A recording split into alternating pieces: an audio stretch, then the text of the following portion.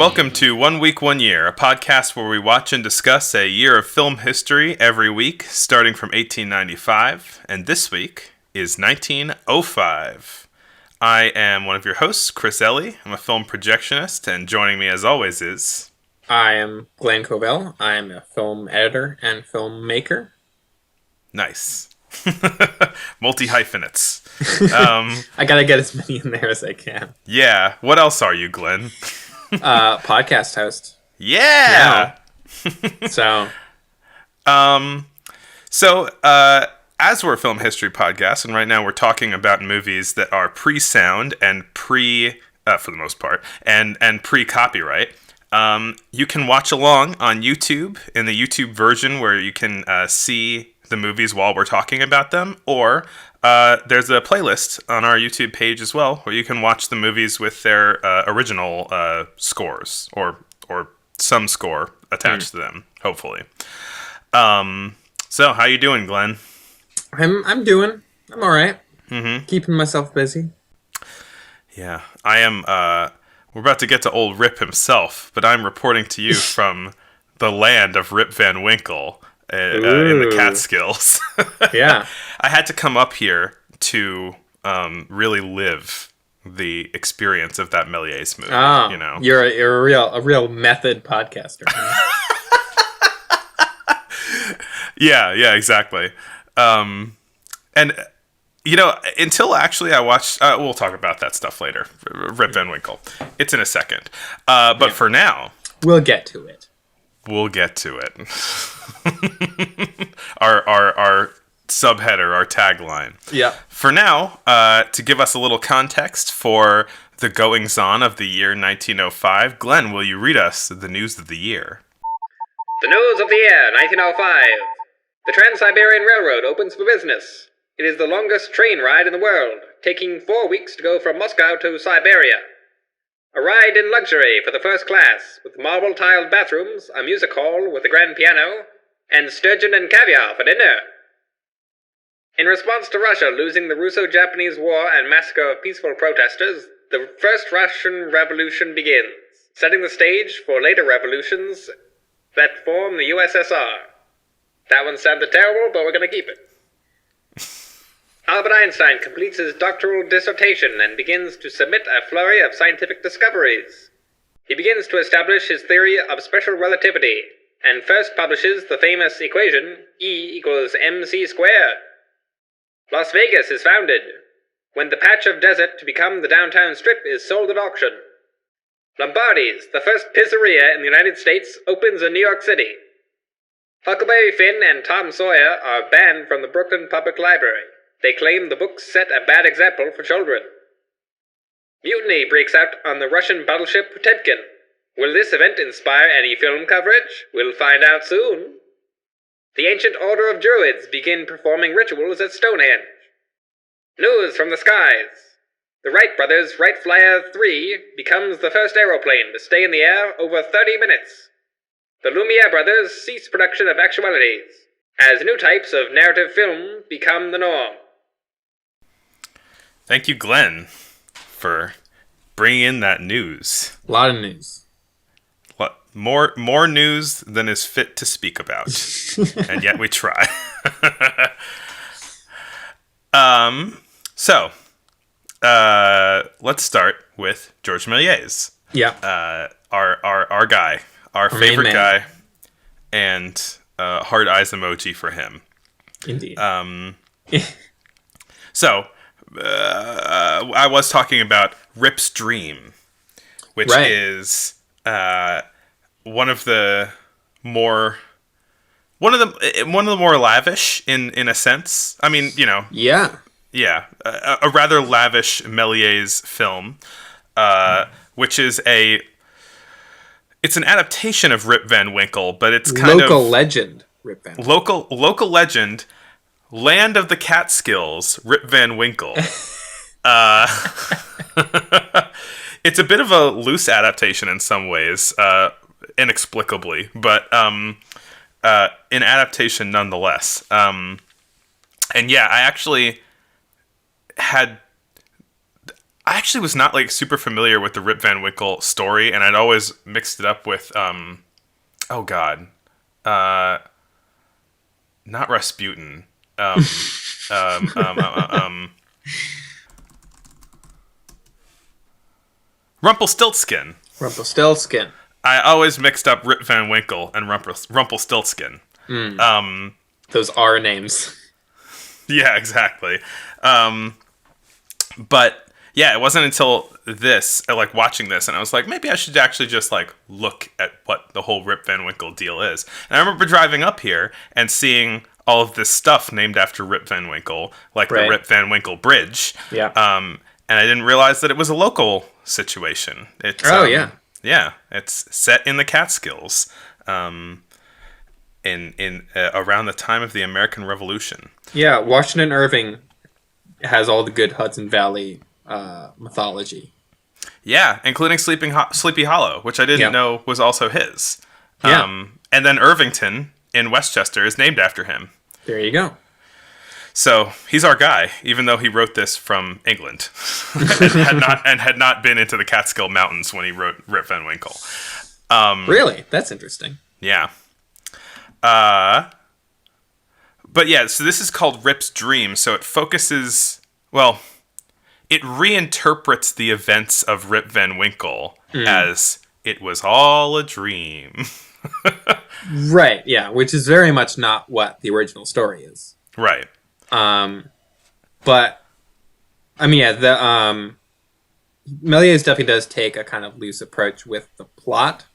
He kind of keeps a lot of the ideas. The set pieces, I guess. Yeah. But then does add a lot of Melies stuff to it. Mm-hmm. And also gives it a much happier ending, which I thought was rather pleasant. I suppose that is true. Yeah, there's a melancholic flavor to the ending of Rip Van Winkle originally. You know, like all of the people that he loves have died or moved on from him.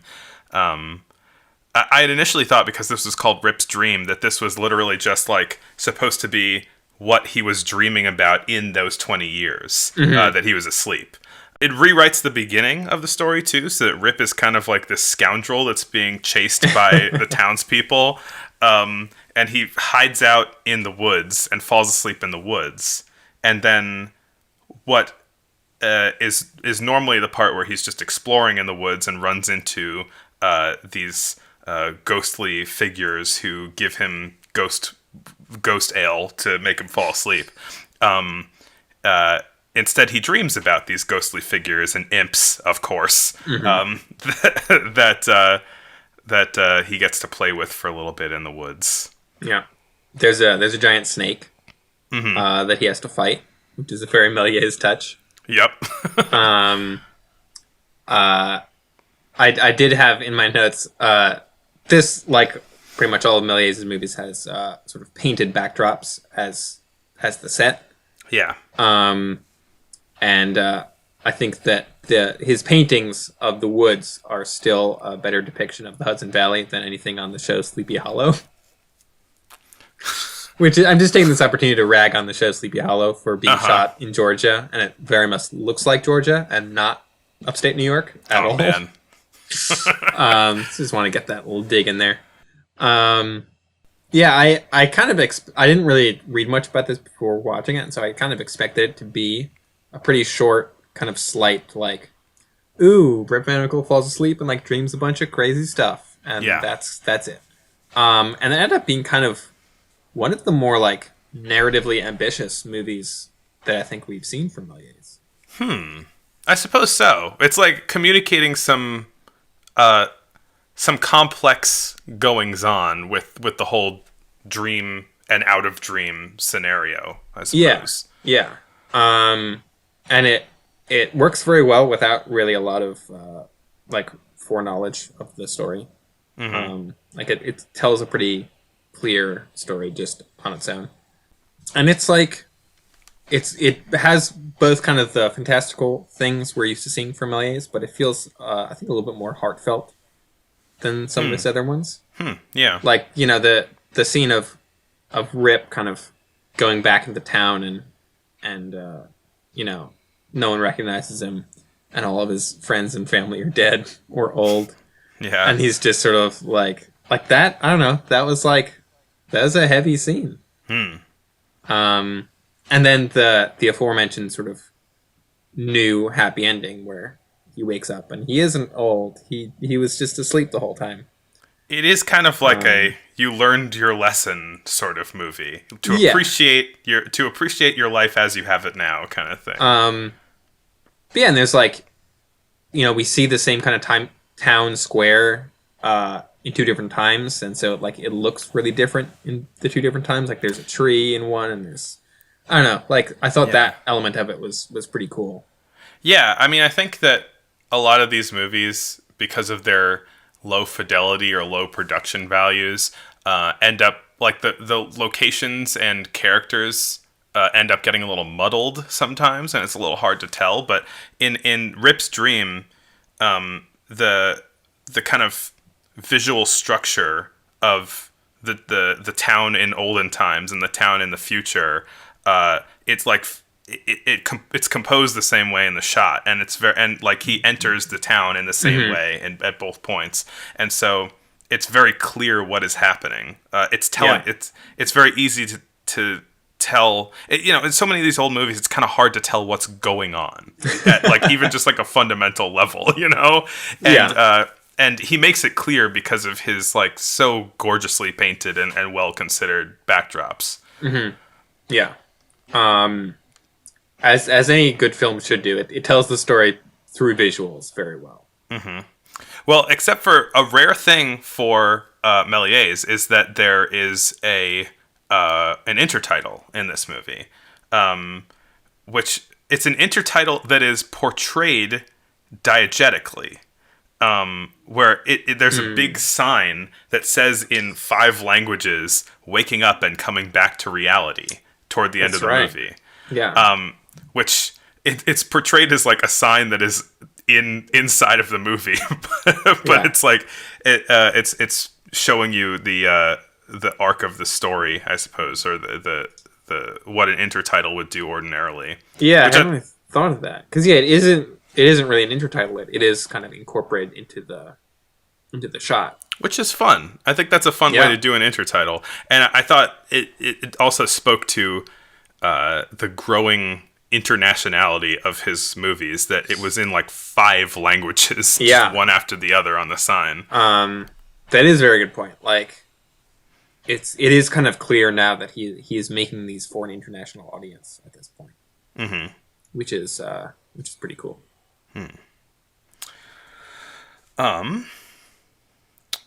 Well, another more George Méliès movies that we watched. Yep. Are the Palace of the Arabian Nights. Yeah. Or The Palace of 1001 Nights, which I think is kind of a more accurate title to what it's intended to be. Because it is kind of taking loose inspiration of the stories from 1001 Nights. Yeah, it's a bit of a pastiche. It's kind of just it heard those stories and it just wanted to tell its own vaguely similar story. Yeah. This one is at least the version of it on YouTube that I watched is kind of weird in that there were a lot of mid-scene print changes. Like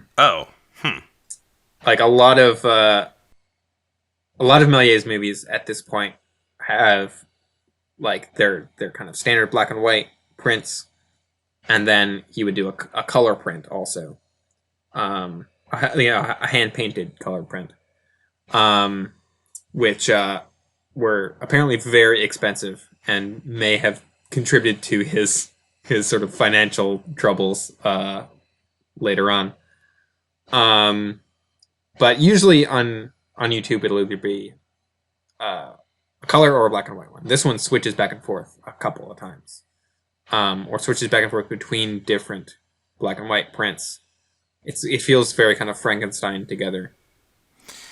Yeah, I mean, I guess that's sometimes what you would have to do for footage that's so missing. I think there's already stuff missing from this movie that that was still never found, but they were able to cobble some of it together. Yeah. I think that was the case for A Trip to the Moon too, and the color version, the full color version that you've seen, has colors that are sort of from black and white scenes. They added colors that are mimicking the colors that they had seen in other parts. I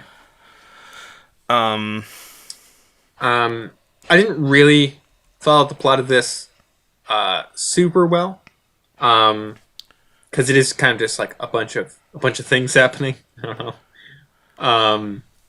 But it reminded me a lot of Kingdom of the Fairies and also The Magic Sword, which was who directed Magic Sword? I don't remember. Was that that was one of the Brits, I think. Yeah. But it has that same kind of like fairy tale quest structure to it. Yeah. So the version that I saw was the from the Flicker Alley collection, which had someone reading. I'm trying to remember the word for it. He sent out like booklets along with his films to the screening houses that had sort of text that was supposed to be read by a presenter out loud in front of these movies. And so the Flicker Alley version has somebody reading that text. Did you see one like that, or did you see one with music? I don't think I did. I think I saw it with music. So that helped a lot, actually. Sure. Hold on, let me see if I can find the name. Bonamance. For his longer films, such as this one, Melies prepared abridged versions of his catalog descriptions, known as bonamance, intending for them to be read by a narrator during projection of the film to provide additional details to the viewers. So basically, this movie is not intended to be watched without somebody describing what's happening over it. That's so funny to me because there is like a specific thing. At least when I went to film school, where they're like, everyone watching this is going to have you sitting in the theater with them to explain like what's wrong with it. And it's funny that Melies is like, no, read this. Like, it's like he literally wants someone to explain the movie while people are watching it, which is so funny. That is now a thing that people say. It's like that isn't a thing. Like, you can't do that. Well, yeah, it's interesting. It kind of speaks to different. People experimenting with how to tell stories in movies right now, right? There are people who are opting, as is the case usually for Melies, there are people opting for visual storytelling. There are people opting for intertitles. And there are people opting for this, which I think at the time seemed like a pretty legitimate option, since it was always a presentation. There was always somebody there presenting the movies, and so you might as well take some of the workload off of the visuals on telling the story and put it onto the person who was already there in the first place. It just makes this movie less coherent visually without that information, and it makes it less stand the test of time less. Yeah. It doesn't work on YouTube so well, No, I mean, it's still very entertaining, and it's still, I'm never bored watching it. But it's it is kind of just like one new crazy thing after the other, and there's not really a whole lot of narrative necessarily holding it together without. I mean, specifically, what the story is, which is described in the Flicker Alley version, is that there's Prince Charming or Prince Smiles in French. Prince Smiles. And he wants like the hand of the daughter of the Raja in marriage, and he just her hand.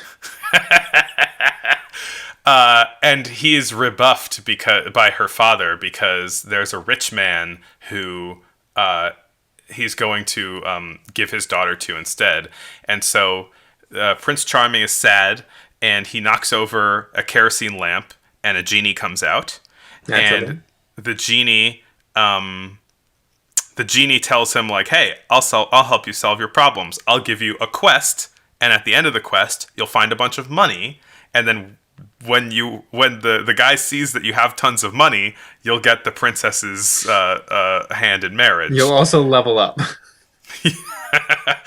And so yeah, it's him going through his RPG quest of fighting skeletons and whatnot. But speaking of skeletons, one of my favorite parts in this movie is this fight scene with the skeletons,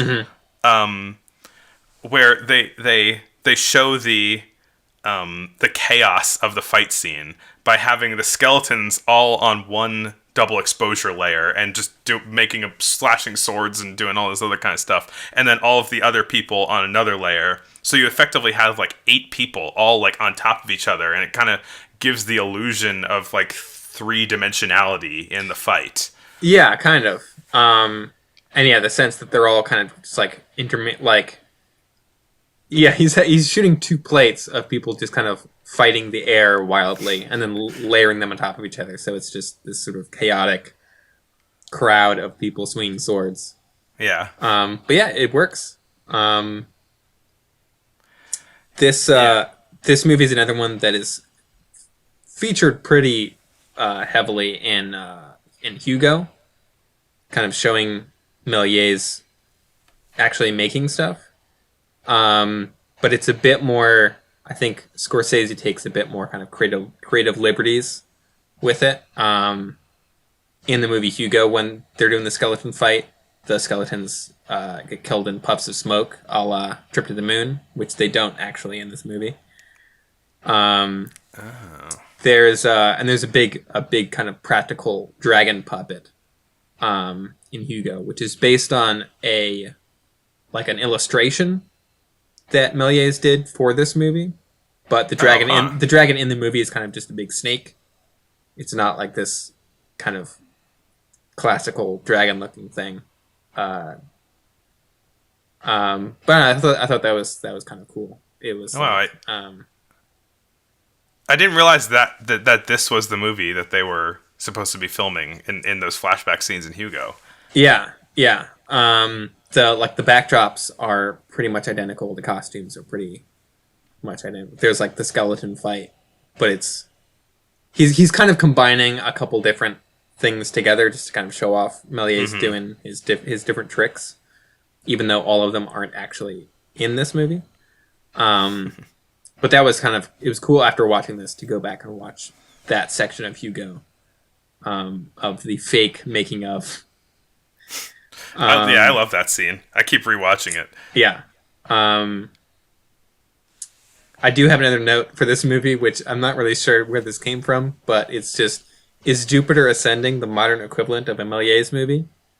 I still need to see that. I stand by that, actually. I think Jupiter Ascending has a quality of just sort of like wild imagination and just sort of like throwing everything at the screen, regardless of whether or not it really makes sense. And so it's just sort of like you're getting bombarded by like new things every single scene. And that is kind of how this movie feels a little bit. It's like skeleton fight, dragon, underwater thing. Yeah. Like it's a series of quests. I mean, I think your RPG game analogy is apt. Yeah. It's cool thing after cool thing, and then he wins gold at the end. Yeah. He gets his loot. I guess one other thing that I would mention is this isn't really specifically elaborated on without the narration, I think. But toward the end of the movie, there are some dancers, and they represent nymphs of gold. And so they kind of dance around as he is receiving the gold loot. And I thought it was interesting because it reminded me sort of ballet, where the action that's happening, I don't think is like supposed to be particularly literal of what you're looking at right in front of you. They're representing the gold that he is seeing in front of him, and then representing it through dance, which is kind of neat. It's very impressionistic. It's not like the kind of thing that we're used to seeing, I think. Well, it's like a lot of both Melies' movies and some of the other filmmakers from this last couple years have been doing sort of like these tableaus at the end, where sort of like most or some of the actors will sort of show up in this like staged sort of posing as a way to kind of represent the movie as a whole at the end. And that kind of feels similar in that sense, where it isn't really meant to be taken literally. It is a kind of impressionistic, I don't know, like summation. I mean, it's like a curtain call in a way. It sometimes even includes bowing. True. In some of the older ones. It is really cool to see that, though, because it is kind of like taking inspiration from forms of performance that films don't really tend to take a lot of inspiration from anymore. Yeah, I mean, I think that's the kind of thing that's probably easier to get away with in a silent film, but you don't tend to see in films these days ballet dancers coming onto screen to represent an abstract idea, and then the movie kind of comes back to normal again. Yeah, you know? It's rare, but it is very cool when that sort of thing happens in a movie nowadays. Yeah, and it's certainly not unique to this movie. There are some others from this year that also do that. Yes. I don't know if you want to get into that right now or talk about the other Melies movies we watched. Well, let's finish out Melies. Maybe we should have done this. If we'd planned this a little better, we could have talked a great segue, but we ruined it. Perfect segue. Yeah. We're just ruining all of our segues today. Speaking of segues, things with wheels, an adventurous automobile trip. Good seg. Don't patronize me. This, I think, I'm going to go ahead and call it as the first road trip movie. Okay, I mean, you wouldn't call it that one from that Melies one from a couple of years ago, where they do all the different forms of transport. Well, because that's like different forms of that's like a travel movie. This is like a road trip. Yeah. Okay, I buy it. Yeah. If you're flying a sort of airship train to the sun, that's not really a road trip. It's more of like a Bill and Ted kind of road trip situation. Whereas this is straight up just like two guys in a car having fun, making trouble. Yeah, this movie is so zany and fun. I really like it a lot. It is. It's made so much funnier. Like, it's already a funny like slapstick movie, but it's so much funnier to me knowing the historical context of it and like how it was intended to be seen. So the plot of this is a king who, in some like presentations of the movie, is named as King Leopold II of Belgium, who is a sort of contemporary world monarch at the time, who was famous for driving and crashing fast cars and atrocities. We don't have to get into the second part because that is a lot of heavy things that we know. Oh no! But the other thing, apart from the atrocities that he was well known for, was driving and crashing fast cars. Fast cars relative to 1905, I suppose. So in the movie, he and I guess like a car engineer or a friend drive from Paris to Monte Carlo. I forget why. Because the train is too slow. Right. So he needs a very fast car. Yeah. And yeah, the French release of this movie did not specify the sort of king character as Leopold II because they didn't want to avoid any Belgian audience members. Even though I think it implied it very... Yeah. It's like... very rather explicitly, but never said. I mean, the movie itself doesn't say. It's just sort of like a caricature of this guy. Mm-hmm. But I mean, like, the release notes and things didn't, like, if there was a narration, that wasn't part of it.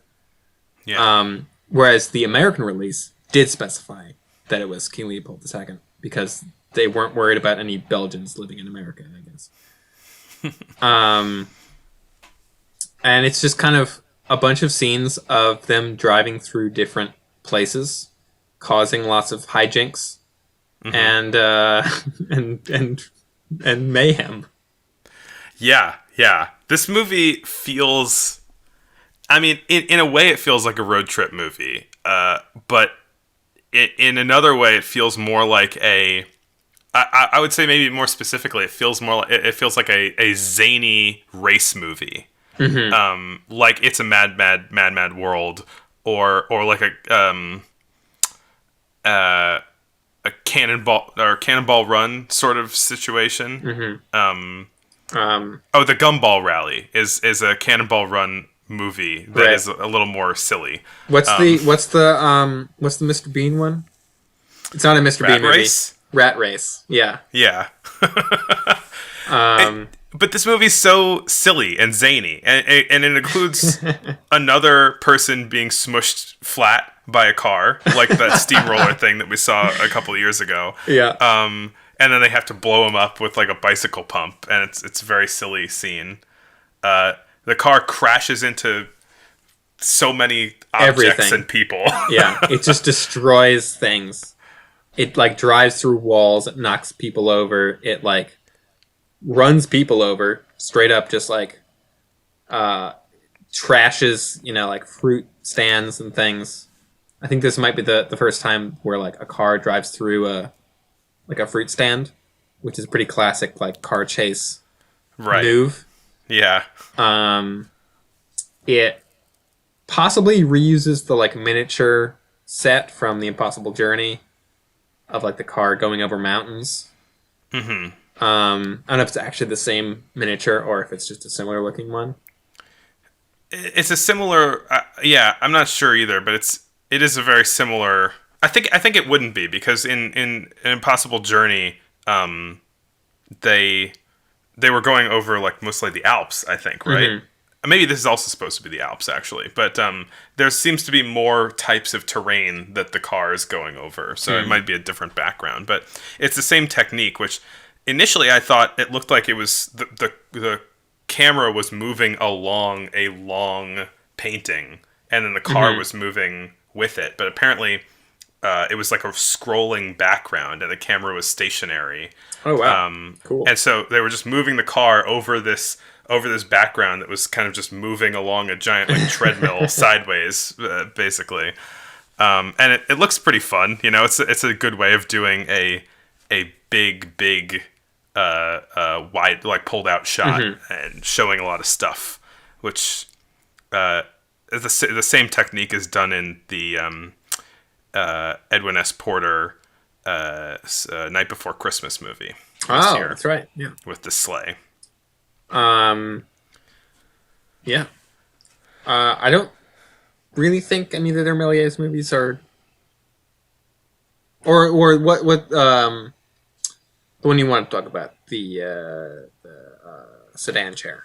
Oh yeah, I'll talk about that in a second. I guess I was like, one other thing is that this movie was meant to be not necessarily played on its own, but as a part of a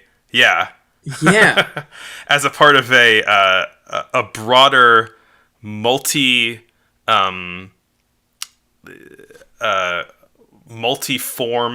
Do you know the word for that? Multimedia?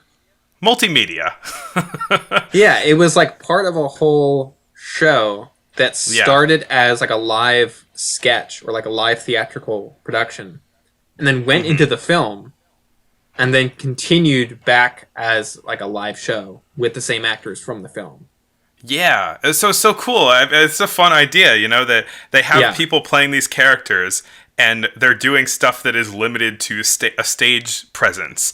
And then they say, "Oh, we're gonna go off and go on a race across Europe," and then they play the film of those characters. They step off the stage and then step back onto the stage. It's so cool. Like, I'm trying to imagine what that would like. How cool would it be if like the next Ocean's movie, it's like at the end, it's just like Brad Pitt and George Clooney come out and just continue the movie alive. That's so cool. It's fun because it lets you use the different strengths of the different mediums for their own purposes in telling a broader story, which is the great thing about any kind of multimedia work. Yeah, it's definitely a good example of sort of how film at this point hasn't really coalesced into the sort of strict understanding, I guess, we have of it as like how it's presented and how it's meant to be used. Yeah. And so it is cool to see that kind of like experimentation. Just like, no, it's like just one of these tools of like entertainment that we have at our disposal. And it feels very like Melies to kind of try to combine a lot of those things. Yeah, for sure. Especially because he has more of a theatrical mind toward his film presentations. Yeah, for sure. There's one other Melies movie that I wanted to talk about just a bit, which was one of his trick movies that he uses as filler between his big projects. It's called the Enchanted Sedan chair, and the notable thing about it is that so in a lot of these trick films, they'll do rather than doing a jump cut what's that term, the substitution splice. Yeah, exactly, a substitution splice. They've started dissolving from one cut to another to kind of make it seem more magic-y, right? So ordinarily, like, a magician would kind of point a wand at something, and the magician would freeze, and then it would slowly fade from one shot to another, and the thing would transform, and the magician would stay in place. But the magician has to just stand completely locked still while the transformation is happening, which takes a couple seconds. And it always kind of makes it obvious what's happening. That there isn't some kind of magic thing happening. They're just doing a slow transition from one scene to another, because literally everything but the thing transforming has to pause in place. Right. And the cool thing about the Enchanted Sedan chair is I think Melies was dissatisfied with that effect. And so in the Enchanted Sedan chair, he has the magician stand in front of a black surface, which means that the magician can be on a separate exposure of the film. And so he can keep waving his wand around and moving while the transition happens, which is so cool, like combining those two effects to cover up the seams of the other one. And I was just so impressed by it. It's so imaginative of a way to sell that effect better. And the movie itself it's a simple trick film, but that effect is just him iterating on this effect that everybody's using nowadays. This magic dissolve from one to another, one shot to another. But he just makes it so much better. I love it. It is definitely a good example of sort of Melies not being satisfied with good enough. Like, he's always trying to improve upon all of his effects. Yeah. And cover up the seams. Like, anytime there is like a new effect and it starts to kind of gain popularity and show up in more and more movies, it feels like he's like, like, this is boring now. I need to improve it in some way. There's a good example of that. There's also, there's cool, like, I think he uses like reversed film in a couple places to make things look they're springing out of a box. Oh, huh. It's definitely like, it is just like a magician doing magic tricks, which he's done like hundreds of times at this point. But it is definitely a good sort of like a good example of him kind of iterating on his old techniques. Yeah. Well, we had a good segue into the hen that laid the golden eggs, but since we're talking about advances in formal technique, maybe we should talk about what Alice Guy Blanchet is doing right now. Oui. More of the French, our beloved French, and I think in her this is Elise Guy Blanchet's final year as the only female director, and in her last year of that designation, she's doing some really really really cool experimentation, which I think a lot of which wasn't intended on wide distribution because it would be technically impossible. But it was shown in a specific theater in France, where people could see some of these more technologically advanced films that she was making. And they were synchronized sound, sound on disc. There was she worked for the Gaumont company, founded by Leon or run by Leon Gaumont. I don't know how to pronounce that. Still Gaumont. Gaumont. Still trucking, still going, still making movies. That company. Yeah, absolutely. And like a lot of these people from this era, he was an inventor, and he invented this device called a chronophone. Such a good name. And it was made to synchronize playing of silent film along with playing a record. Yeah. And so she made a few movies of singers performing songs right in front of the camera. And what they're doing is they're lip syncing to... on set, they played a record out of a gramophone, and the singer lip synced to the record that was being played, and then they played that record again in the presentation in synchronization with the lips on the performance. And so it looks so good. Also, at least one of these that I watched had color. Yeah, and like really realistic looking color. I couldn't tell. It didn't look like it was painted. I don't think it was. I think it might have. I mean, we know that someone corrected it by this point of like how to shoot color motion picture film. Yeah. So I don't know for a fact if it was, but it definitely reminded me a lot of those like experimental early color films that we watched. Mm-hmm. So I mean, I don't know. I'm willing to believe that. Yeah. This one called Félix Mayol Performs Indiscreet Questions is, I think, the one that was in color and with sync sound. Yeah, crazy. And it blew my mind. It looks so realistic. The mouth movements aren't perfect, but they're pretty close. They're pretty close. Yeah. And it wasn't sound recorded on set, which I think doesn't count it as the distinction of synchronized sound. Right. Yeah. But it's still like, yeah, I think it is a step up from the W.K. Dixon sound experience. Yeah, I mean, it's essentially the way a music video is filmed, where they're lip syncing to the audio on set. And these things that she was making, she made a couple other ones. They're called phonoscènes, I believe, which is sort of it's a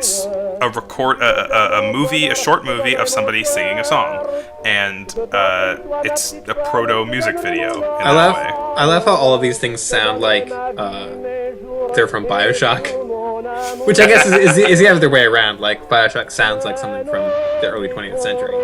Yeah. But yeah, I mean, there was so there's the chronophone, which is the French sort of projector phonograph synchronization device. There was one from the US also called Vitaphone, which I'm pretty sure is actually a name in the BioShock game. Yeah, I think so. But yeah, I wish new technology sounded like that. I wish, right? Apple would come out with the chromatograph.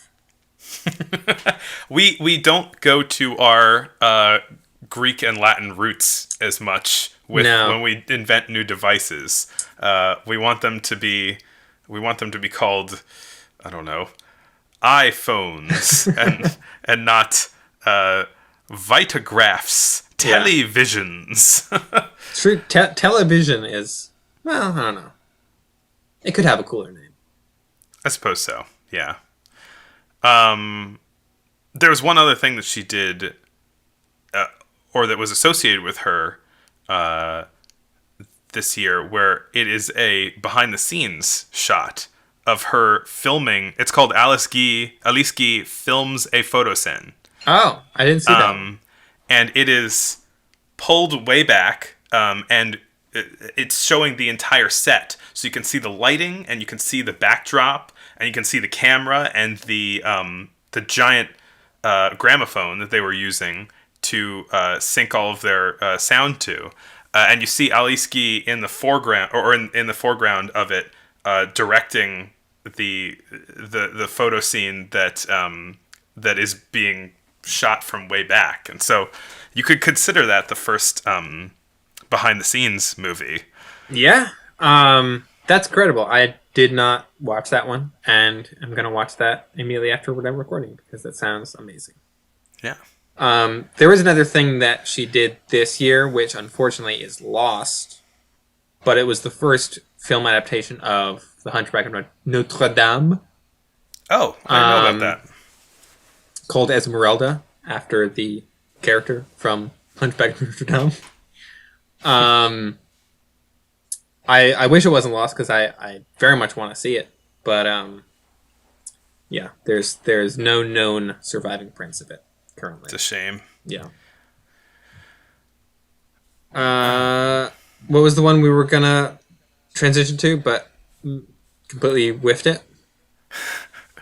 So that was our final. Well, I guess it's not our final European movie. It's our final French movie of this episode, which is The Hen That Laid the Golden Eggs, which is by Gaston Vell, who has been working a bit with Ferdinand Zecca, but this one he did by himself.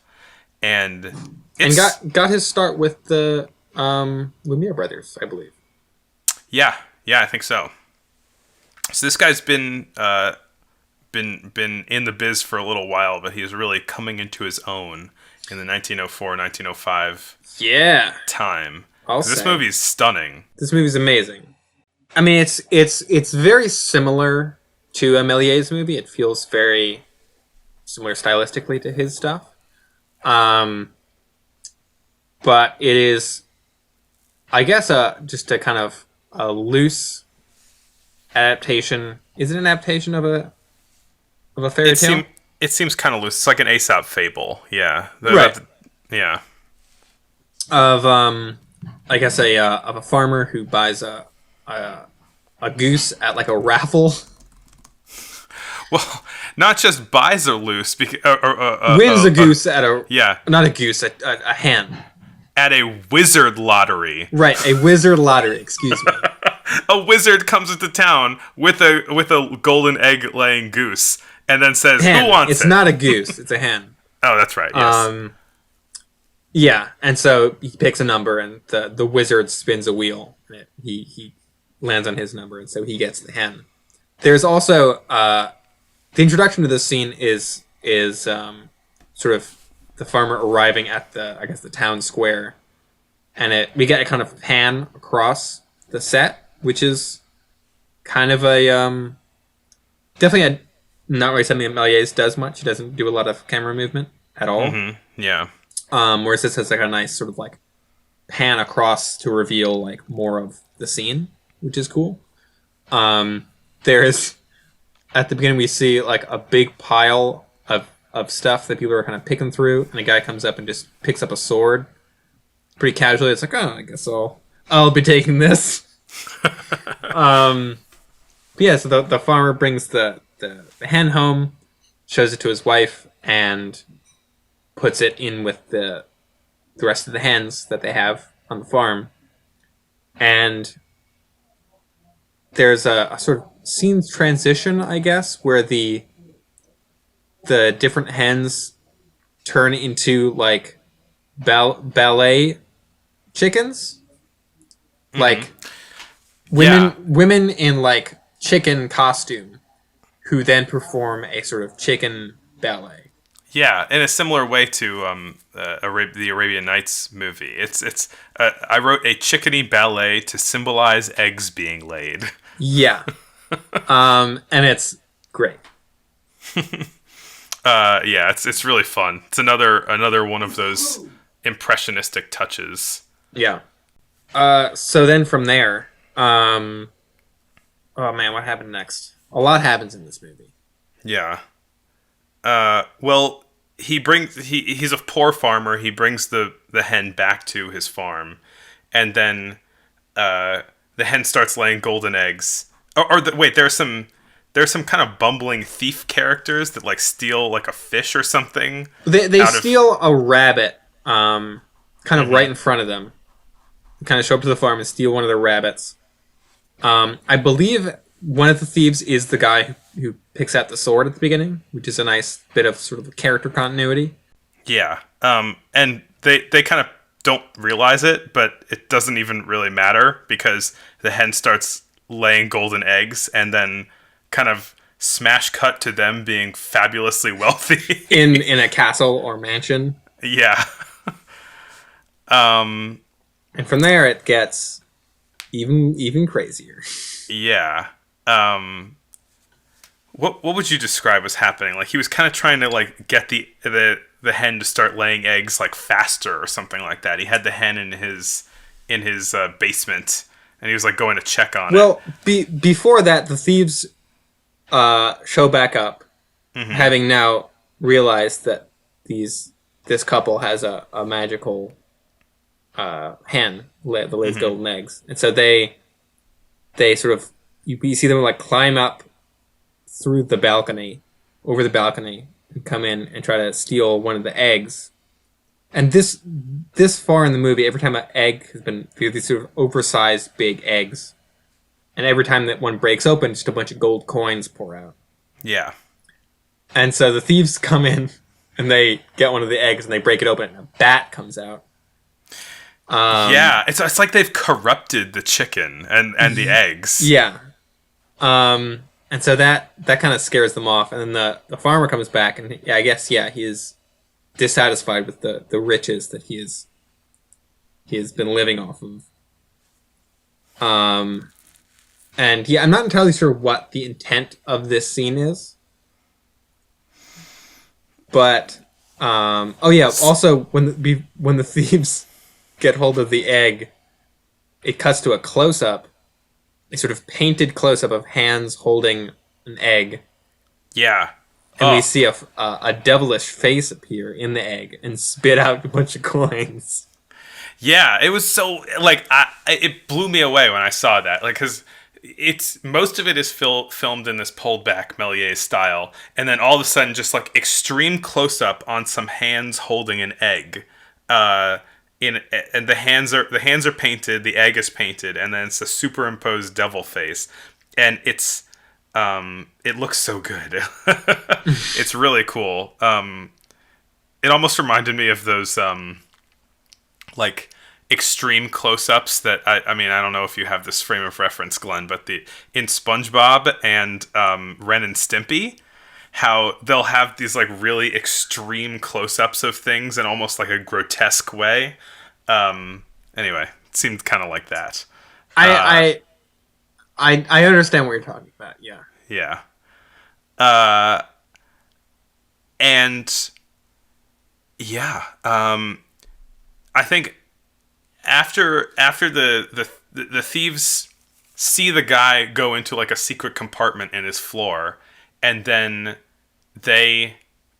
once he leaves, they follow him downstairs, or they go downstairs to try and get the chicken, or the eggs, whichever came first, and just all like things start going wrong. The chicken magic starts getting corrupted. Oh yeah. Oh boy, does it. Eyes appear in the walls. Multiple sets of eyes. Yeah, like beaming down like horror at these people. A bunch of arms come out of the walls, I guess, sort of like double exposed arms kind of reaching out from the sides of the frame. Yeah. Towards the guy. Was there anything else? I think was there a title card that said Satan punishes the miser? I think that's later. Okay. I think that's later when he's gonna kill the chicken. Right. Yeah. Having lost its ability to make golden eggs, or just stopped.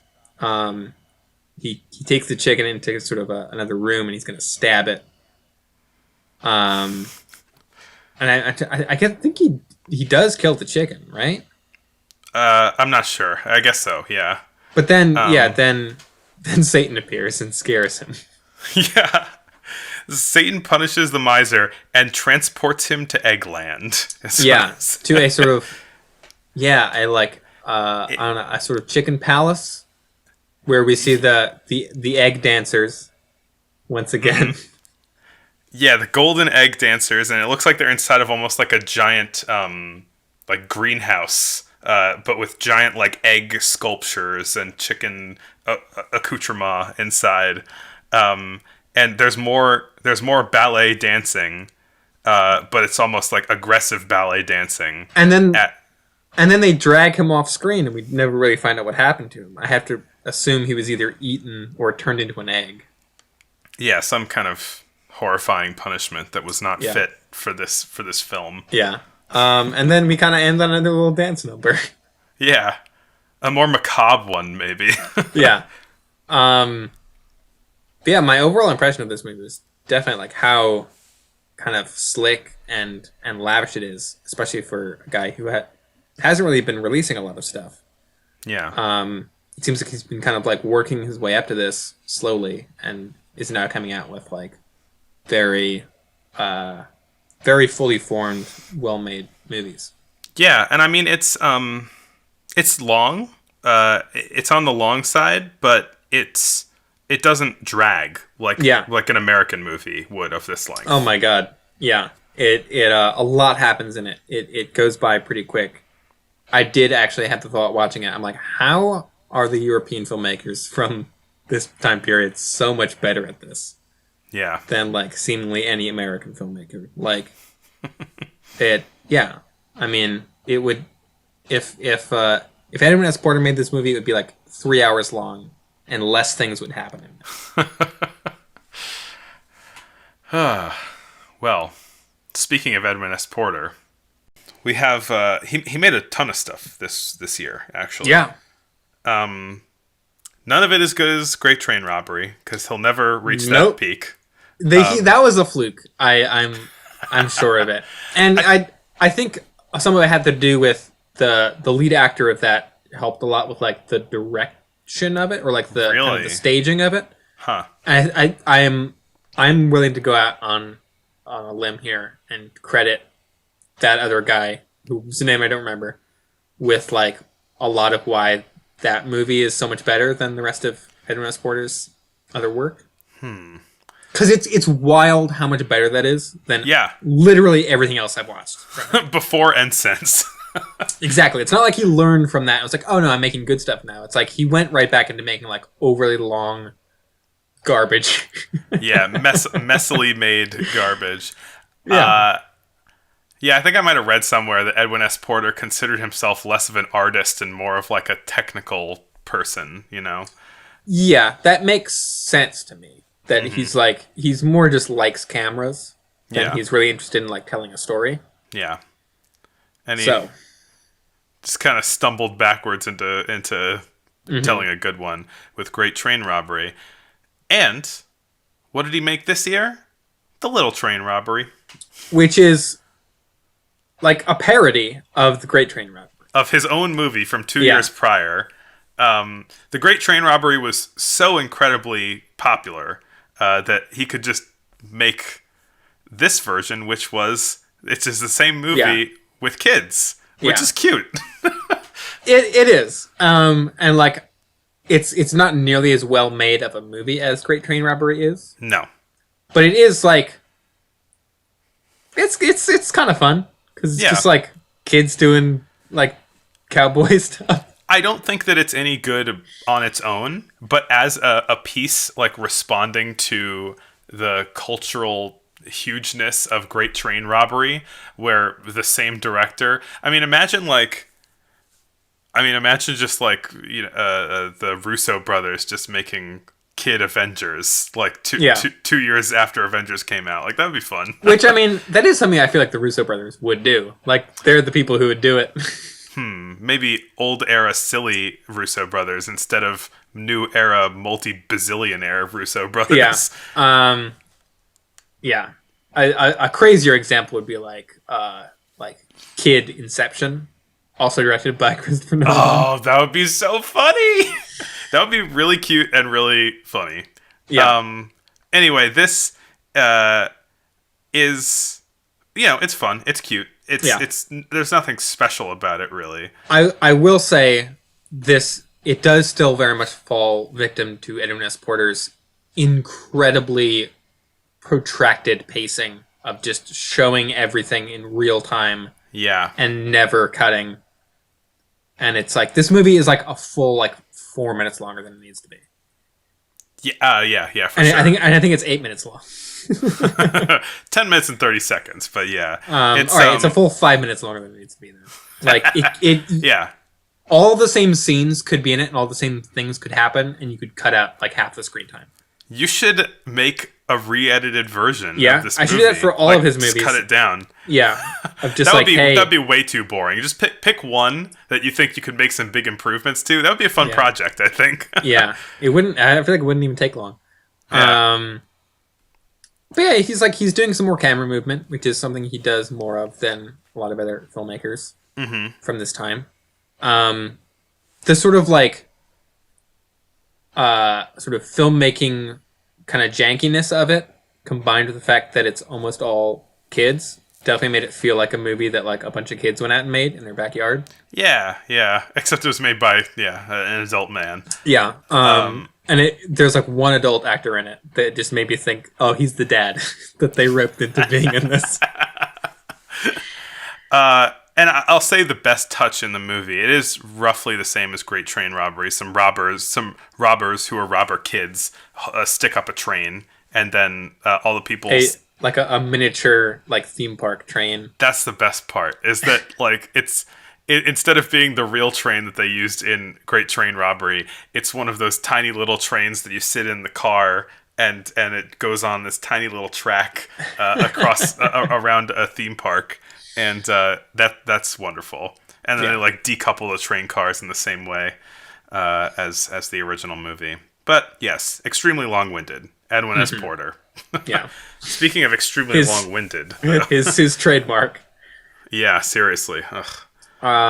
He also did an adaptation of The Night Before Christmas, which was kind of fun. Yeah. Kind of cool, miniature shot, like we mentioned before.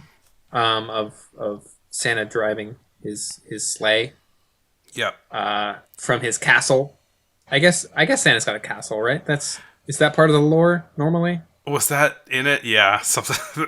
Probably not. But because here it's shown as like a straight up medieval castle with battlements and stuff, and I feel like it's usually whenever Santa's workshop or home is portrayed, it's usually more of a palace.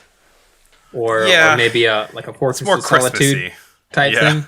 Whereas this is Santa's ready for a siege. And then Santa when he gets down the chimney, he just kind of dumps the presents everywhere and then conjures a tree. Yeah, he conjures a tree, huh? So this is this is another Christmas movie from this era where the tree is brought by Santa. That's so interesting. That is very cultural differences between now and 100 years ago. I thought also it was funny at the beginning of the movie where You see, it starts with Santa like feeding the reindeer, but it doesn't look like the North Pole at all. I mean, the North Pole was still a relatively new concept to these people. In the news segments from a few years ago, we were talking about expeditions to the North Pole and all that. To find Santa Claus. So maybe they just didn't know. Yeah, to find Santa Claus. Yeah, they're like, we don't know what it looks like up there. Because, yeah, they're just like in like a kind of brown forest that, that has like no snow in it, which really seems incongruous with Santa and reindeer. It's the oasis in the at perfect north. But yeah, anyway, this is like considered the first adaptation of The Night Before Christmas. It's got the text from the poem in intertitles. Yeah. And which works well. It's funny how Edwin S. Porter is so long-winded, but those intertitles show up only just barely long enough for you to read all the poem text. This also has sort of another kind of callback to Great Train Robbery. It has a sort of like portrait-style shot at the end. I sort of like just sort of portrait of Santa without any sort of narrative to it. I am curious if it was like Great Train Robbery, it was sort of intended to be able to go at the beginning or the end. I don't know. I actually didn't notice that when I watched it. Santa does not shoot the camera in this one, though. It'd be funny with a candy cane. And he also made the Kleptomaniac. Yeah, getting into some of his more dramatic work. That's right. Yeah. So yeah, we did some light porters, but porter light. This is a nice a low-cal porter. Nice ice cold low-cal porter. Yeah. So I mean, one interesting thing that I think is happening, and I guess we can get into that is with the movies coming up, is that the Americans, I think this year, are starting to attempt to do some more dramatic stuff with more like real emotions. That's not to say that they're succeeding, but they're trying. And I think maybe they're starting to carve out their own space a little bit. Where the French, they're more fantastical. They're not necessarily dealing with like the grounded emotions. Well, other than Zeka, who is sort of doing... Yeah, that's true. Sort of similar kind of more dramatic kind of morality tales and such. Yeah. But with Edwin S. Porter and William McCutcheon, or Wallace McCutcheon, sorry. Right. Who started co-directing movies with Edwin S. Porter this year. They're reaching into some like dark subject matter. This is the least dark one, I would say, that we're about to discuss. But stuff that I'm kind of surprised they wanted to touch on, honestly. They're doing an okay job with it. But it's interesting that they're trying. And at least maybe they're doing something unique rather than just being rip-offs and boring people. Yeah. The Kleptomaniac is I don't know if you really necessarily call it like a morality tale, but it follows two different women who rob from, I think, the same like it's supposed to be like a Macy's, a department store. That's what they're called. Yeah. This stuff he kind of follows, or like is in kind of a trend of movies from the early 1900s about like social class and poverty and sort of wealth disparity, I guess. Yeah. And we see this one rich woman who just kind of goes to the store to steal stockings for the hell of it, seemingly, and then they sort of like it plays out her whole story. So she's rich. She goes to the store to steal for fun. Then she gets caught and brought to the manager's office, and then taken away by the cops. Mm-hmm. And then it cuts to a poor woman. Yeah. After that, who also steals from, I think it's the same store. It might supposed to be a different place, but she also steals and also gets caught and taken away by the cops. And then we see like the courtroom of both of their trials, and the rich woman goes free because she has a good lawyer, and the poor woman gets locked up. Yeah, because she's poor. And like her kid, you know, she's poor, she's in rags, and she's like trying to feed her kid basically, and her kid is in the courtroom and pleads with the judge, and then like grabs her mom, and they pull her and her kid apart, and then take her mom off to the slammer, and then it ends with a picture. It ends. Oh God, what was that movie that? The Zeka movie about the strike. It like the strike, it ends with a kind of symbolic figure at the end. In this case, it's justice, with the scales of justice, and then you see that the scales are tipped with a money bag on one side.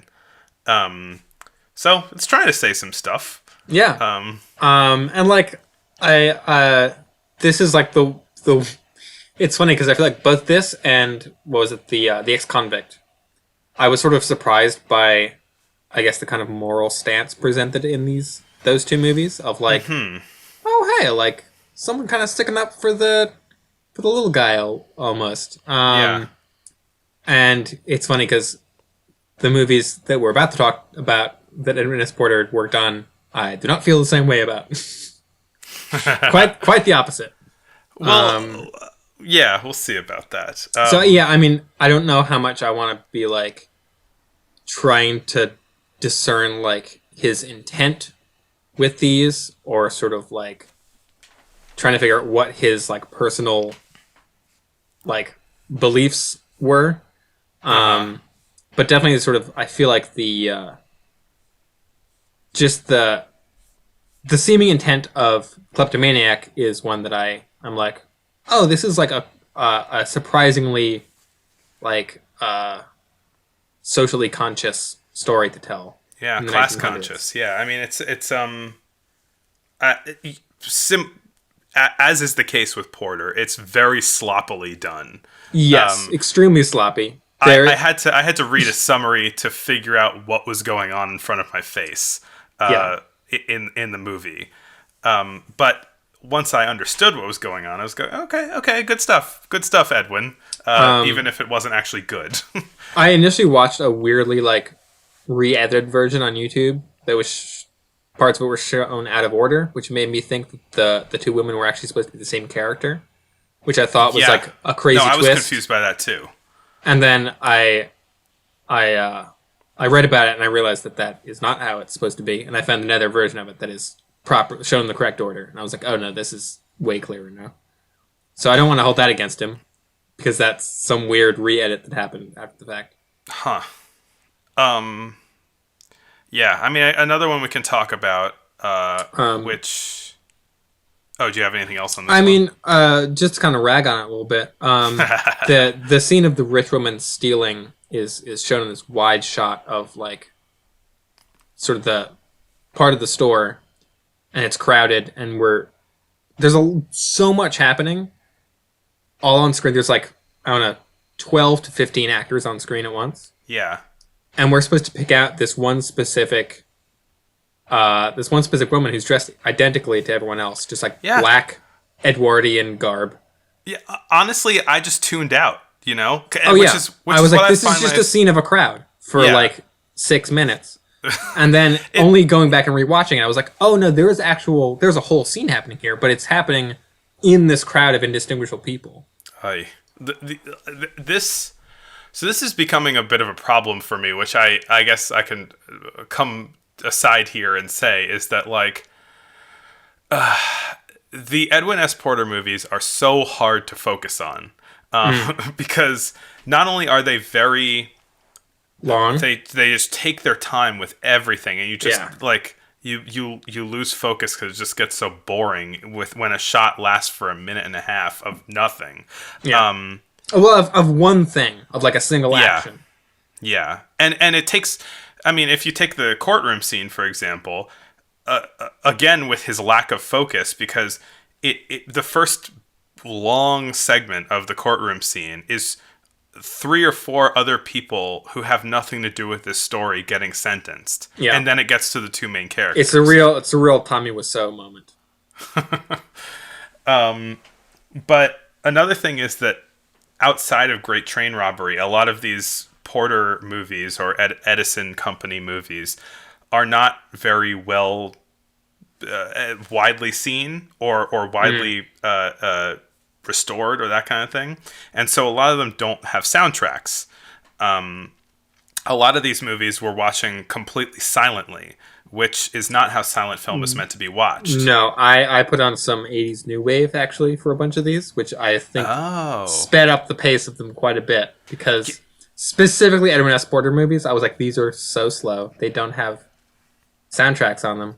I'm just going to put on some like some chill music. And honestly, that's a good idea. I was thinking of doing that because that is another thing that makes it really hard to focus on them and hard to just think about them clearly, is they're meant to have music. And I've seen other people put just generic royalty-free music over these things that don't perfectly match up, but it does the trick. And the thing is that it's just playing them without music makes a bad film even worse. Yeah. And it makes a good film bad. Mm-hmm. You know, people think of silent movies as things that are intended to be watched silently, but unless the visual storytelling chops are really there, which is rarely the case, especially for the Americans, they're kind of hard to watch without music. And so I should put my own music on from now on.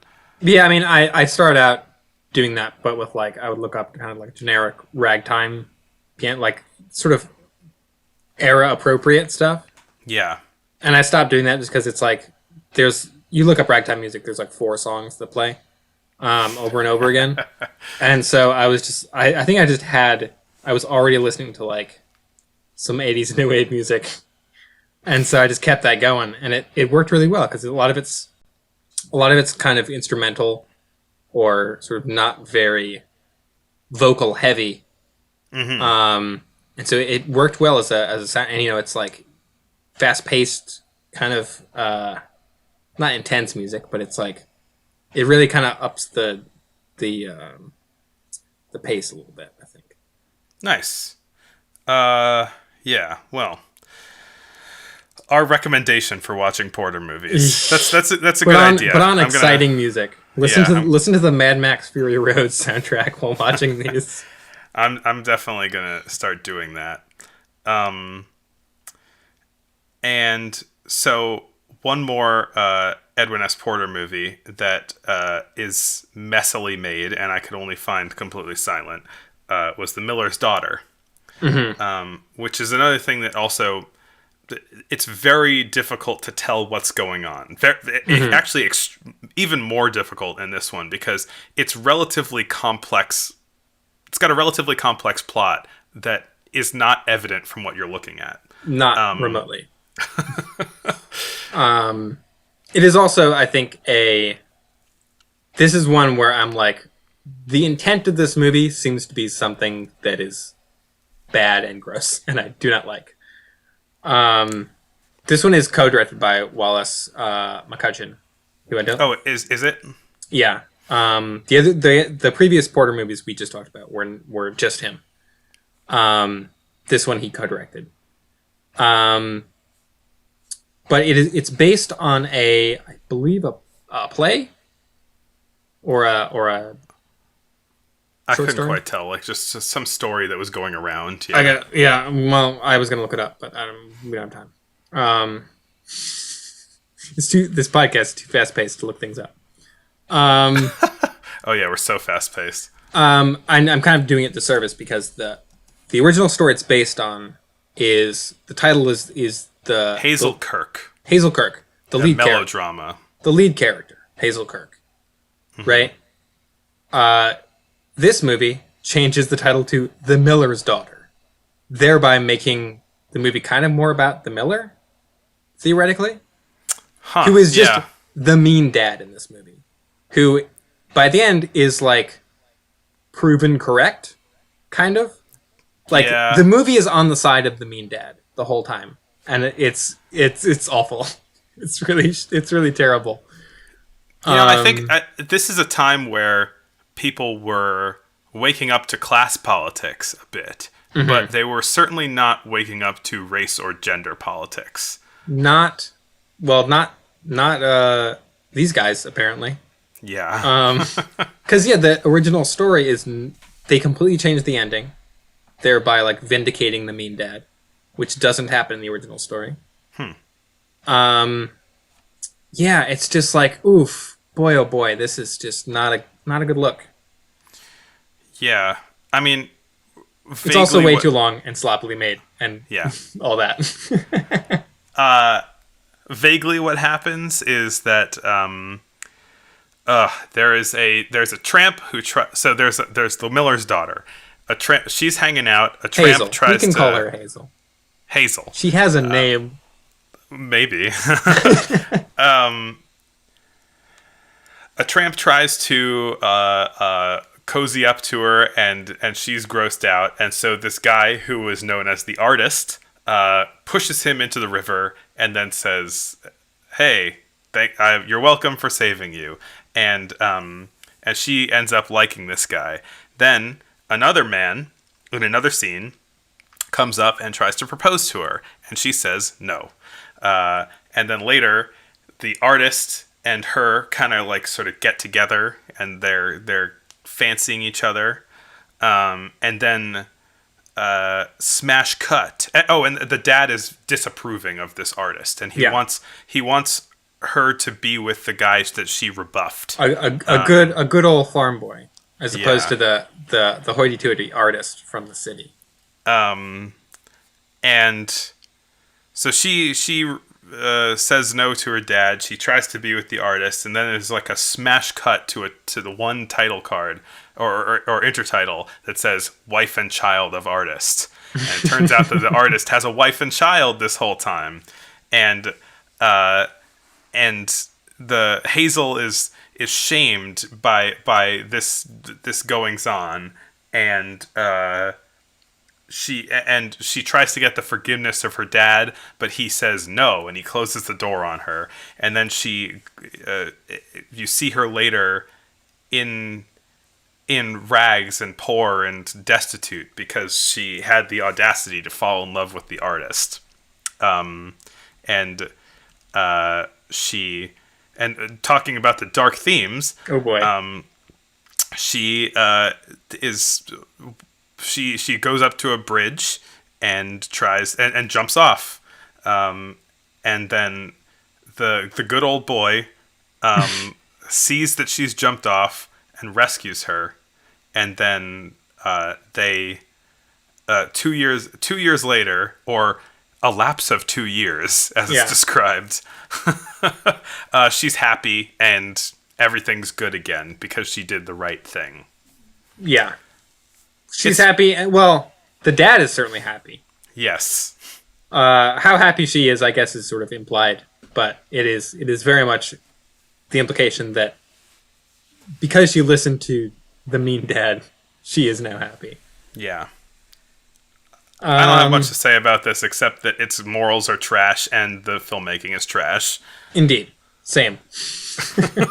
Speaking of movies with both moral and filmmaking trashiness.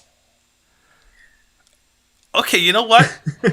I'm actually kind of going to disagree with you on this one. So, I think the movie that you're talking about is The Whitecaps. Indeed. Which was also directed by the duo of... Porter and McCutcheon. Porter and McCutcheon. And it is... so The Whitecaps, which I'd never heard of, is a generic term for Southern vigilantes who wear hoods. who wear hoods, who wear white hoods, of which the Ku Klux Klan is only one example. And there were a number of other groups that were white caps, and there were just unassociated white caps. And it was this whole thing that was happening in the South for decades. And to defend this movie a little bit, right?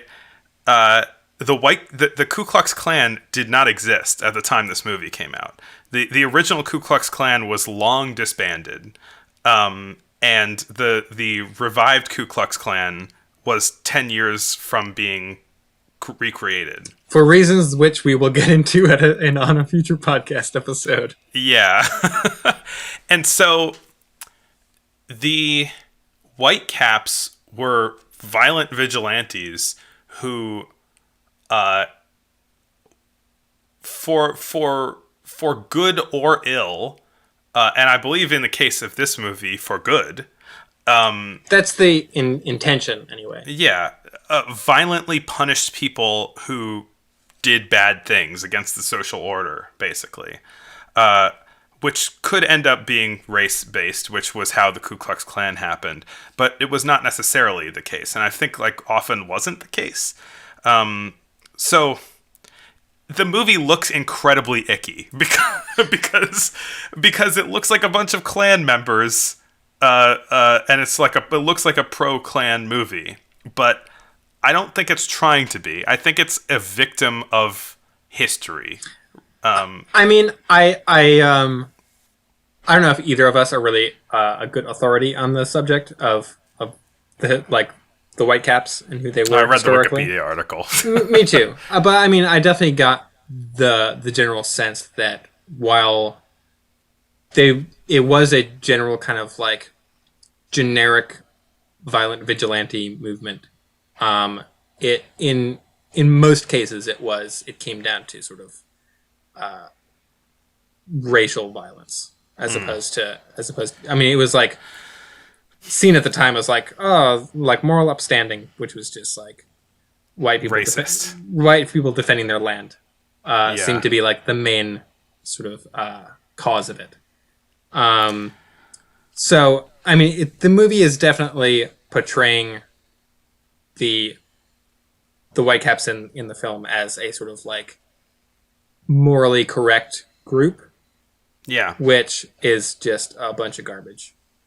Well, I mean, yeah, but in the strict context of the movie, not leaving out the kind of broader context of racism, in the strict context of the movie, and this is another, piece of the dark themes that they're getting into, is that there is a man. This is more simple than the last one. Yeah. Is that there is some white caps go up to someone's house and they put a warning sign on their house that says that the white caps are looking looking at you, and we find out that a man comes home to the house, and we find out that the reason why they are targeting him is because he abuses his wife. And he hits her and knocks her down and that kind of thing, especially after seeing the sign that the white caps put up. Which is it's kind of shocking to see in this early of a movie of a pretty we've seen violence on screen before, but this is the most sort of it feels sober and real. Yeah. And dark. It's really ooh, yeah, this is intense. I mean, that's why I think I'm somewhat impressed with this movie in comparison to some of the other ones, is that, if you take out the unfortunate associations with the Klan, right?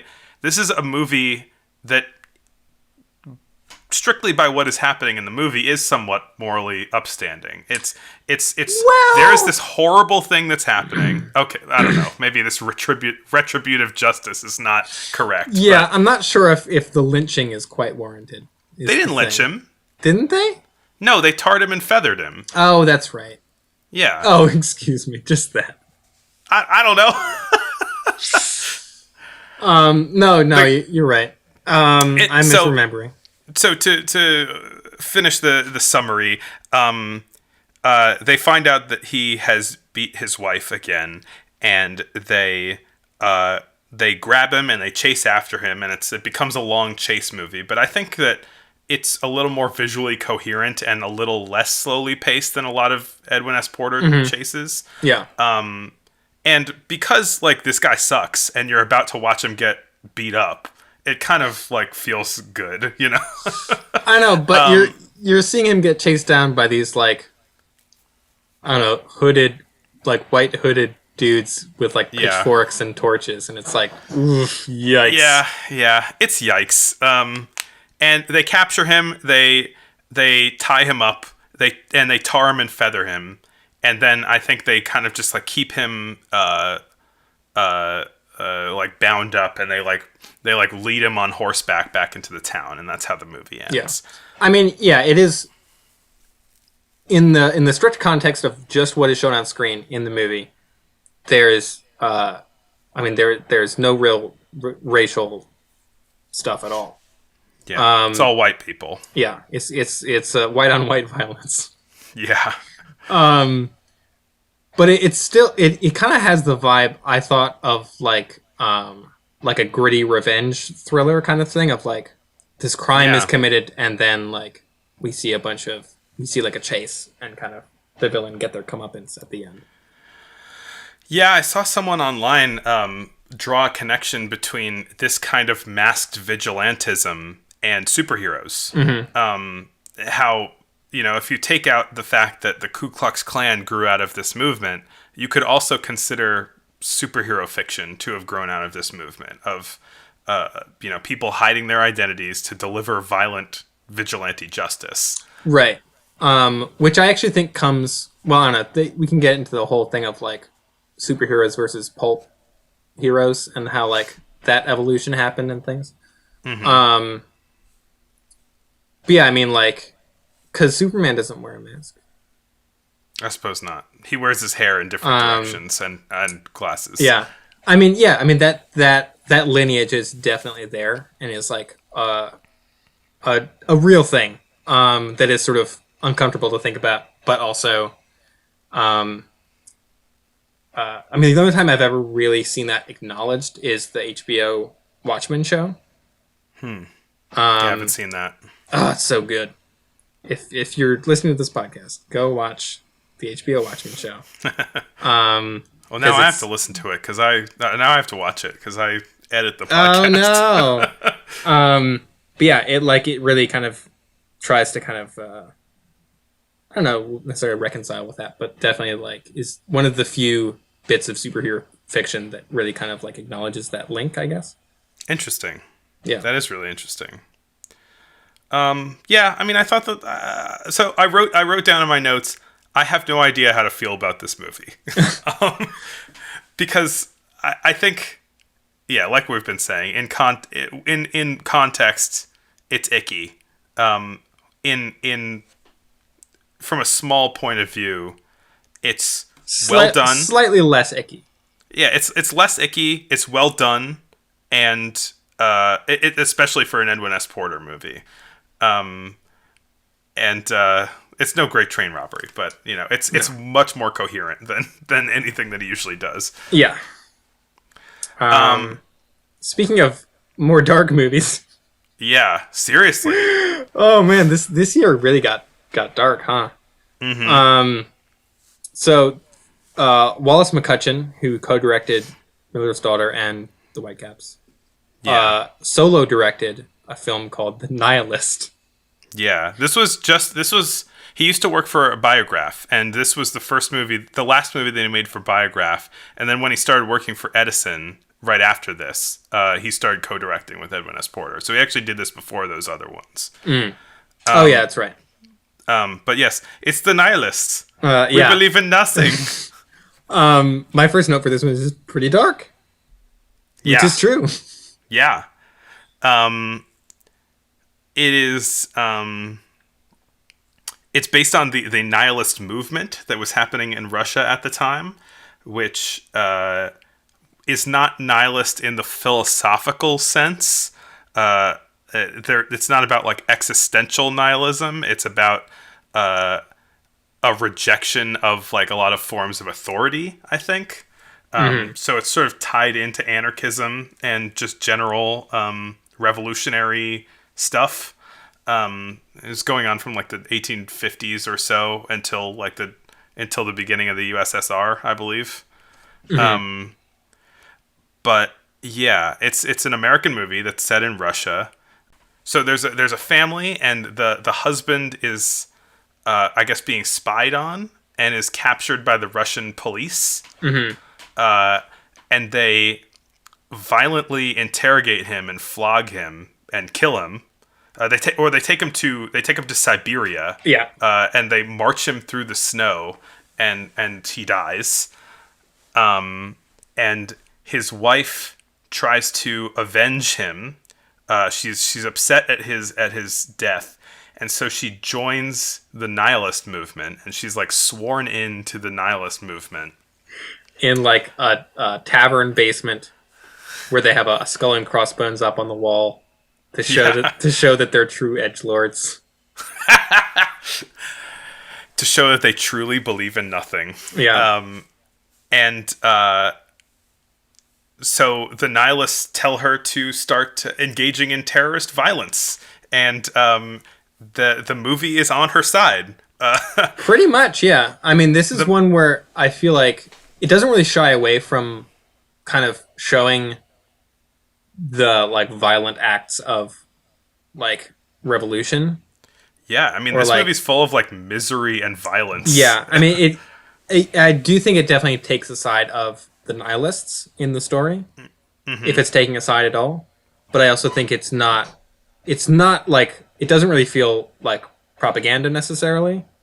No, but I mean, it feels like the Kleptomaniac in that it's got a stance, but it's not trying to like preach or something. Yeah. I also think it's funny that, I mean, it's probably because this movie's about Russia, but it's one of the films we didn't talk about that Wallace McCutcheon co-directed is Life of an American Policeman, which is, I guess, sort of spiritual sequel of sorts to the Life of an American Fireman, but way more like propagandist, I guess. Like, cops are great. Look at them save people. In like a really silly way. Like, because it's 1905 and it's just like they're not really solving any crimes. They're just kind of like trying to help people, but they're not even doing a very good job at it. I just have tons of notes about why this one is like they aren't even good at their jobs. But it's a very sort of like, oh man, like policemen are cool kind of movie.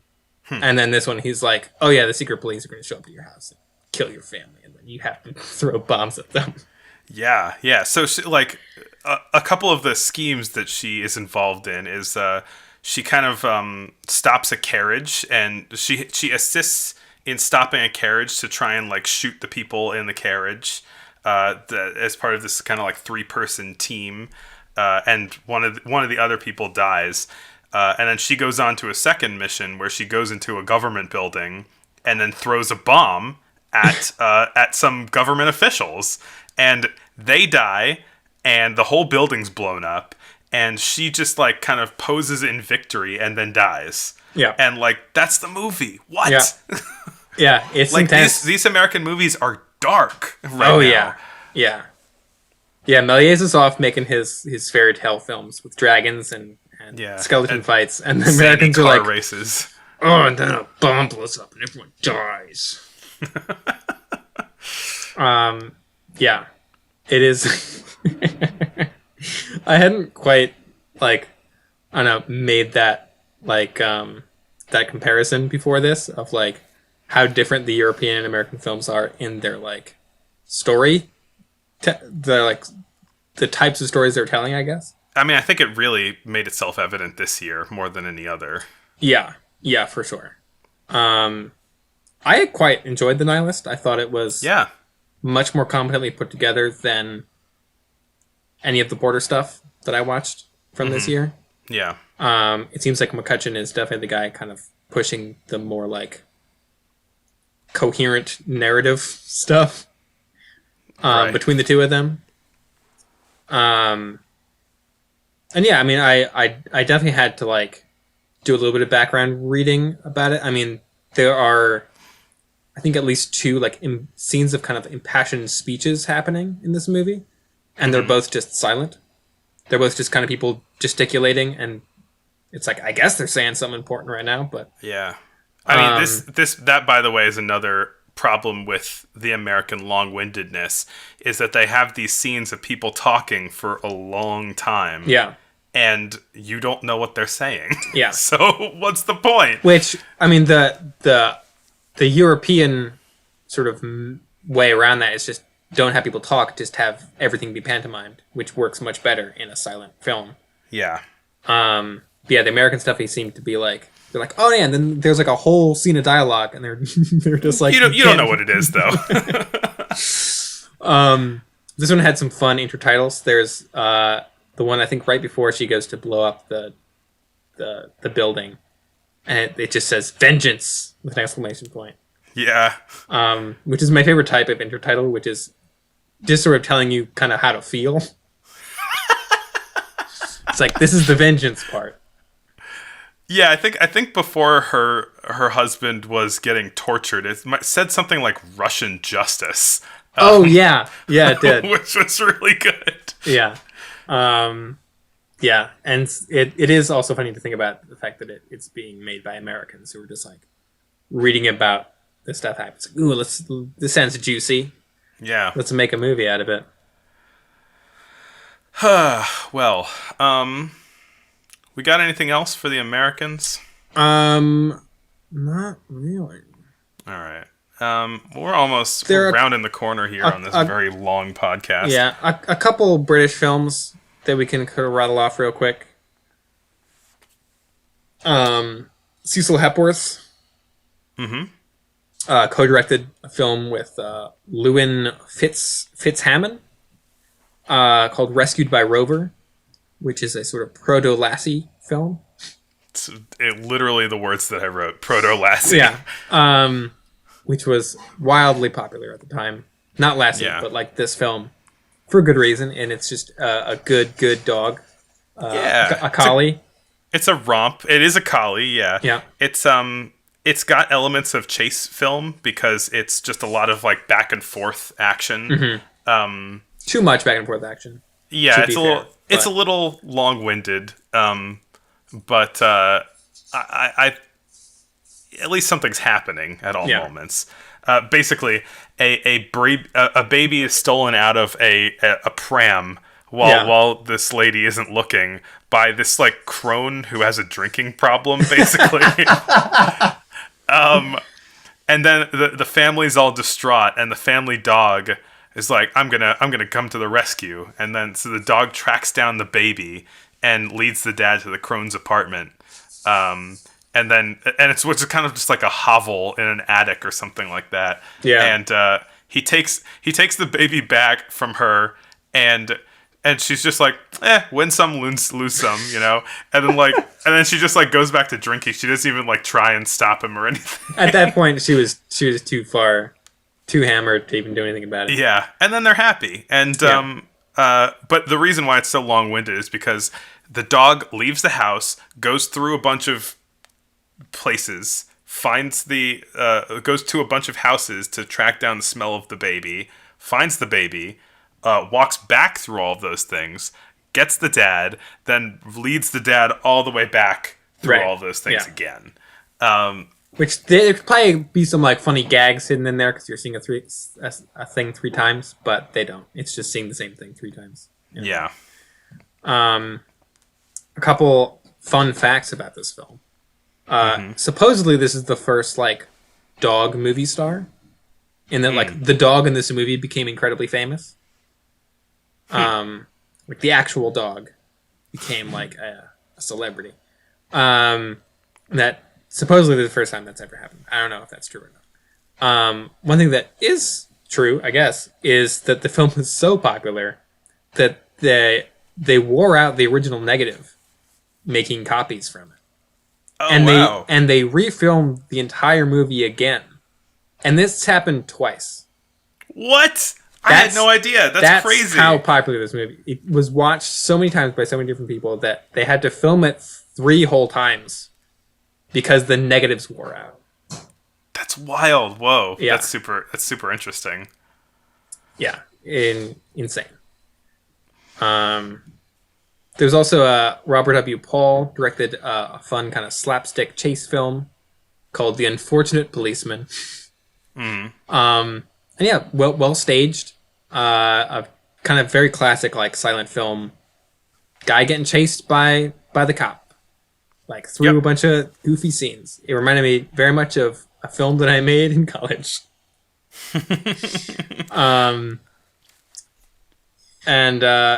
Yeah, it's just like, it's another one where it's just like, see, Americans, like, this is how you film something. Like, it's quick, it's to the point. Like, yeah, get in, get out.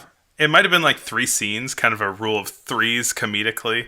The whole thing is like the person is getting away and the cop keeps like running into people and making those people mad at the cop. Yeah, and then those people all start chasing the cop.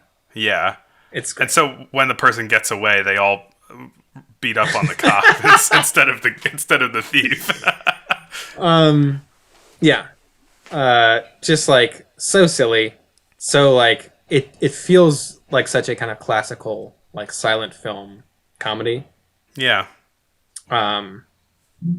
Which I think is going to start being more, from the little bit that I've like read ahead, I think we're going to start getting into that more and more of like the kind of classical era of silent comedy is good. Is getting, we're seeing the start of it. I'm so antsy for some Buster Keaton. Yeah, no, me too. What other little, there was a Zeka movie called Down in the Coal Mines, which is a sort of coal miner drama, which is very tragic. But it's not really anything that we hadn't really seen before. Yeah, it's a little long-winded. It does some cool stuff with the tinting of the above ground being black and white, below ground being tinted green, and there's the disaster that happens is that someone strikes water underneath and floods the mine, and a bunch of people die, and the flooded mine is tinted as blue. Yeah. Cool movie. Yeah. I watched part of, because only part of it survives, The Taking of Rome, which is, partially lost, but is supposedly the oldest surviving Italian production. Like Italian-made film. Mm-hmm. It's pretty big scenes and sets. Mm-hmm. Outdoor filmed and all that. The director, Filteo Alberini, if I'm not butchering his name too badly, I didn't even know this, patented the first Italian motion picture camera, like, at almost the exact same time as the Lumiere brothers, like, was developing it concurrently, but the Lumieres got the jump on the patent, so they got, like, the technical first motion picture camera patent. Whoa. But Alberini was kind of doing the same thing at the same time, but patented his like a couple months later. What, and then waited 10 years to make a movie? No, he's been making stuff, but I think we've just kind of, it's been kind of lost in the shuffle because he hasn't really done anything that impressive, I guess. I don't know. But if this is the first Italian production, then wouldn't... Well, oldest surviving Italian production. Oh. Okay. I think he was doing like actualities and stuff before this, but I see. I think they're all just lost, and I also think he's one of those guys that was coming at it from more of like a scientific perspective, more than like a storytelling perspective. But it's kind of a historical epic, which again, from like taking a little bit of reading ahead, is going to become more of a thing with Italian films. That's kind of their early bread and butter, is like big historical epics, which is pretty cool. I guess that's about it. Okay. Well, that's the end of our 1905 episode. Yeah. Big milestone next episode. Tune in to find out what it is. We won't tell you. I don't even know what it is.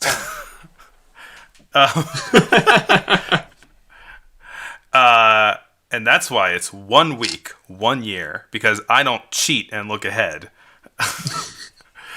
Anyway, like, comment, and subscribe or whatever.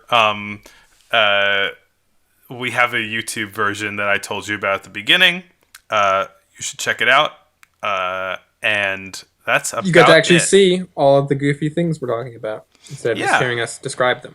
Which is all the goofy and also somber and serious things in the that we're case talking about. In the case for this episode, all of the very dark and quite somber things that we're talking about.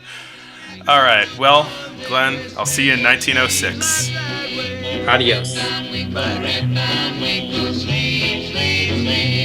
That nagging wife kept all of his coin, none of his friends did he ever join. Red down, winkle, slave, slave, slave. Those little lambs pulled on the green, greenwood tree, tree. Oh, well, he left his nagging wife now. He slept for 20 years.